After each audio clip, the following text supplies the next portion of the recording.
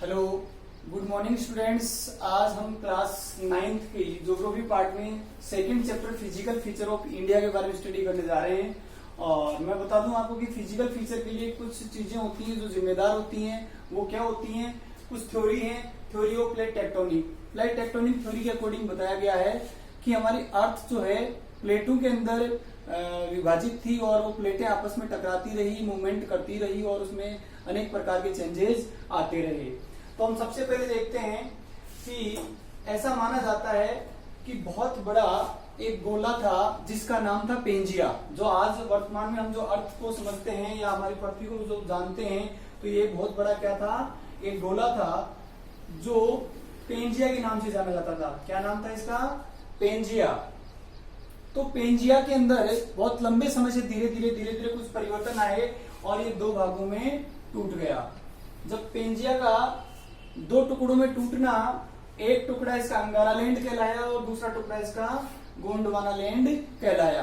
प्यारे बच्चों, इस अंगारा लैंड और गोंडवाना लैंड टुकड़े के चारों तरफ आपको वाटर दिखाई दे रहा है। ये जो है इसका नाम था पेंथालासा। पेंथालासा का मतलब होता है प्लेंटी ऑफ वाटर, जल ही जल।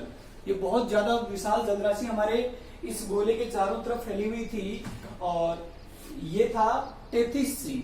ये टेथिस सागर था। इस टेथिस सागर में बहुत खारा पानी हुआ करता था। ये पानी इन दरारों के अंदर प्रवेश कर गया, जहां पर हम कहते हैं कि जहां पर ये पानी गया तो अंदर बहुत सारी केमिकल प्रोसेस हुए और केमिकल प्रोसेस से हमारी अर्थ के और बहुत सारे टुकड़े हो गए। ऐसे करते करते लगभग 5-7 टुकड़े इसके हो गए। तो ये जो टुकड़े हुए, ये टुकड़े क्या कहलाए? कॉन्टिनेंट कहलाए। ये जो टुकड़े कहलाई, प्लेटें जो थी ये कॉन्टिनेंट कहलाई और जहां पर पानी भर गया वो चीज क्या कहलाई? महासागर कहलाए। तो हमारी अर्थ के ऊपर 7 कॉन्टिनेंट है और 5 ओशियन है। तो ये इसी का नतीजा है। इस पेंजिया के विभाजन के बाद जो टुकड़े हुए वो टुकड़े कॉन्टिनेंट कहलाए और जहां पानी भर गया वो चीज ओशियन कहलाई। अब हम देखते हैं टेथिस सी का पानी जो था खारा, वो इसके अंदर भर गया। तो आज भी वर्तमान उसका सबूत हमें मिलता है कि टेथिस महासागर की वजह से हमारे जितने भी ओशियन है महासागर, उनमें खारा पानी होता है। अब हम प्लेट टेक्टोनिक थ्योरी के अकॉर्डिंग देखते हैं ये प्लेटें, ये जो टुकड़े हुए, ये क्या थे? पानी में तैर रहे थे। ऐसा किनका मानना है? प्लेट टेक्टोनिक थ्योरी वालों का मानना है कि उन्होंने कहा कि प्लेटें स्वतंत्र रूप से पानी में तैर रही थी और ये मूवमेंट कर रही थी। तो देखो, आप फर्स्ट प्लेट के अंदर देख रहे हैं आमने सामने से प्लेटें टकराती हैं। एक प्लेट नीचे धस जाती है और एक प्लेट उसके ऊपर चढ़ जाती है। तो ये विभेदन हुए। इस विभेदन के कारण हमारी अर्थ के अंदर वॉल्केनो परिस्थितियां पैदा हुई और बहुत सारी अर्थक्वेक्स वगैरह आए। तो ऐसा माना जाता है इन लोगों का कि ये प्लेटें जब टकराती हैं तो अर्थक्वेकवादी आते हैं, वॉल्केनो जो है सिचुएशन पैदा होती है। तो ये कन्वर्जेंट बाउंड्री कहलाई, जो आपस में टकराकर एक दूसरे के ऊपर चढ़ गई। सेकेंड पोजीशन में आप देख रहे हैं प्लेटें एक दूसरे के विपरीत दिशा में, अपोजिट डायरेक्शन में जो है गति कर रही है। इसे डिवर्जेंट बाउंड्री बोला जाता है। तो इसमें प्लेटें देखो, एक प्लेट अलग दिशा में जा रही है और एक प्लेट अलग दिशा में जा रही है। प्लेटें टकराती नहीं है बल्कि प्लेटें एक दूसरे से दूर दूर चली जाती हैं। तीसरी पोजीशन में आप देख रहे हैं ट्रांसफॉर्म बाउंड्री। इसके अंदर प्लेट एक ऊपर जा रही है और एक नीचे की तरफ जा रही है। नॉर्थ और साउथ साइड के अंदर ये डायरेक्शन में जो है मूवमेंट कर रही है और ये प्लेटें एक दूसरे से दूर हटती चली जा रही हैं। तो ऐसा माना जाता है, प्लेट टेक्टोनिक थ्योरी वाले मानते हैं कि आज भी हम अगर दुनिया के महासागरों की बात करें, कॉन्टिनेंट की बात करें, तो उन कॉन्टिनेंट को अगर एक जगह जोड़ के देखते हैं तो उनका पता लगता है कि कहीं ना कहीं किसी न किसी जगह से टूट के अलग हुए हैं। मैं आपको इस चौक से एग्जांपल बता रहा हूं। अगर इस चौक के हम 2 टुकड़े करते हैं या इसके 2 टुकड़े हो जाते हैं तो इन दोनों टुकड़ों के बीच की जो पोजीशन है, इनमें कहीं ना कहीं आपको समानता या इक्विवेलेंट दिखाई देती है।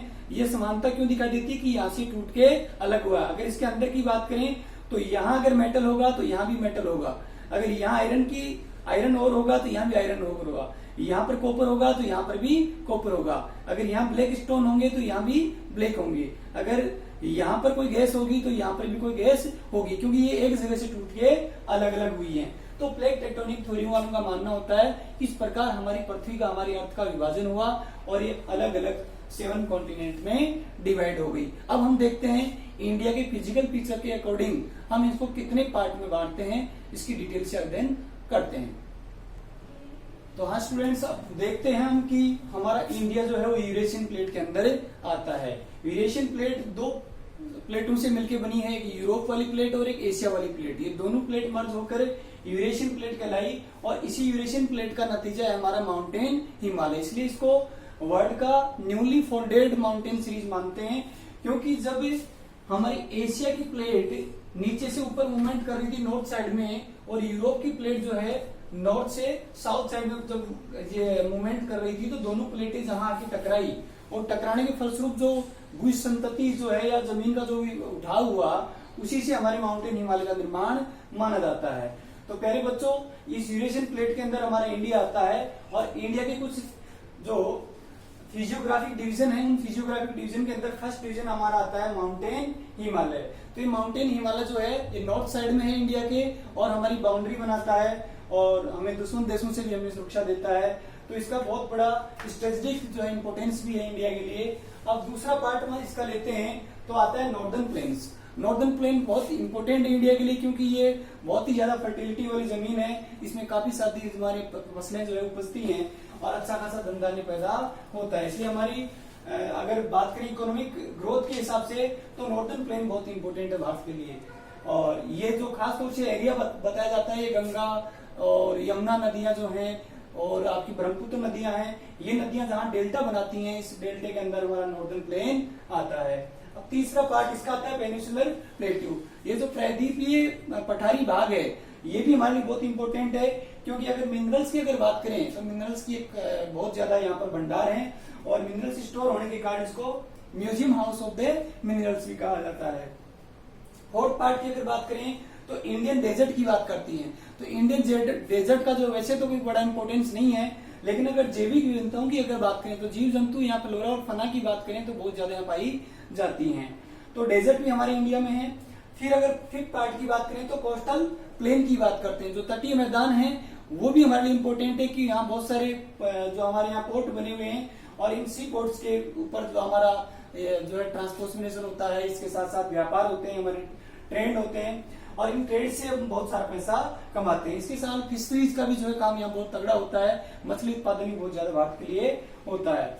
लास्ट पार्ट अगर बात करें सिक्स पार्ट की, तो यहाँ इंडियन जो आइलैंड्स हैं, जैसे प्रायद्वीपीय पठार के अंदर हमारा नीचे का जो साउथ इंडिया आता है, तो आइलैंड के अंदर हमारा अंडमान निकोबार द्वीप आता है, लक्षद्वीप आता है। तो ये हमारे कुछ द्वीप हैं जिनसे भी हमारी अर्थव्यवस्था अच्छी खासी डेवलप होती है। यहाँ टूरिज्म के हिसाब से भी बहुत अच्छे स्पॉट हैं और भी बहुत सारे मिनरल्स वगैरह यहाँ डीजल पेट्रोल वगैरह या कोयले वगैरह जिसकी खाने भी यहाँ पर पाई जाती हैं और फिशरीज के हिसाब से भी बहुत इंपॉर्टेंट माने जाते हैं।